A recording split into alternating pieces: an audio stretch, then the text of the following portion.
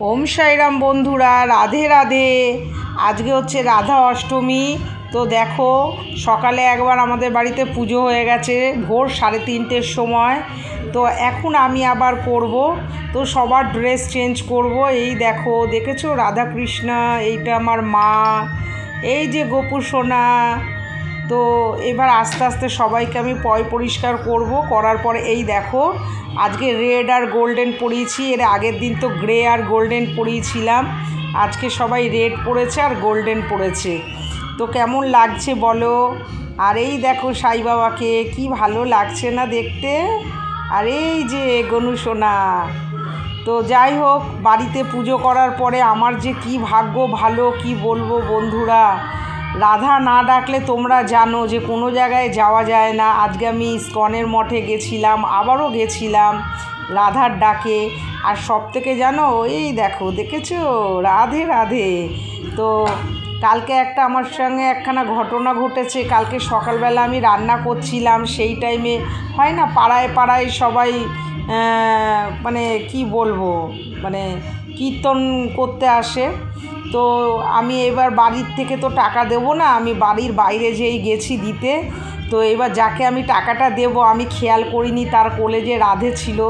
তা আমাকে বলছে সঙ্গে সঙ্গে যে রাধাকে কোলে নাও, রাধাকে কোলে নাও। যাই হোক, রাধাকে কোলে নিলাম। বন্ধুরা, ভাবতে পারিনি যে আজকে রাধা অষ্টমী আর কালকে রাধা আমার বাড়িতে চলে আসবে। যাই হোক, বাড়িতে পুজো করে এই যে দেখো, আমি এখন ইস্কনের মঠে যাচ্ছি।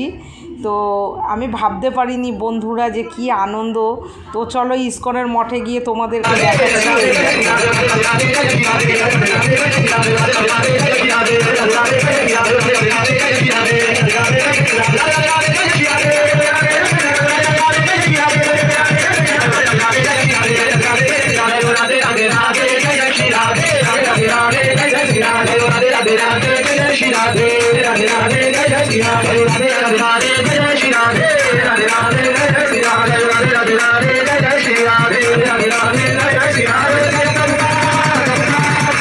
বন্ধুরা দেখো, কত ভক্ত। আর এখানে রাধাকৃষ্ণর অভিষেক হচ্ছিল এবং প্রভুপাদকেও দেখো। দেখতে থাকো বন্ধুরা, তোমরাও বলো বন্ধুরা রাধে রাধে। জীবনে যদি কোনো কিছু শান্তির জায়গা থাকে, সেইটা হচ্ছে ভগবানের চরণ। পাপ পুণ্য নিয়েই বন্ধুরা জীবন। হয়তো পুরোটা পাপ করিনি, একটু পুণ্যও করেছি, যার জন্যই রাধার কাছে যেতে পারি।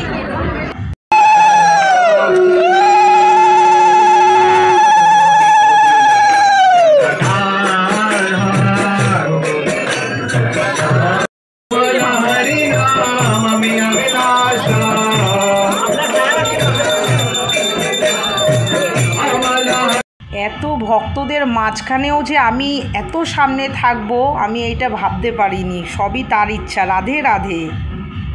বন্ধুরা, যখন আরতি হচ্ছিল, ঠাকুরমশাই যখন ঝালর দিয়ে করছিল, আমার মুখের মধ্যে পড়ছিল।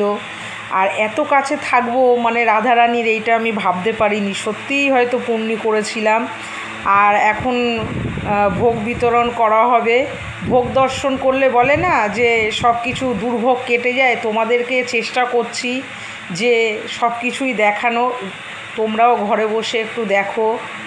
আর সত্যি রাধা ছাড়া আমাদের কোনো ইয়ে নেই। এই দেখো, সবাই লাইন দিয়েছে ভোগের জন্য। আবারও একবার দর্শন করে নাও। রাধে রাধে। আর এই দেখো, ভোগ ভালো করে দেখে নাও। আমিও পেয়ে গেছি। ভোগ দর্শন করে নাও।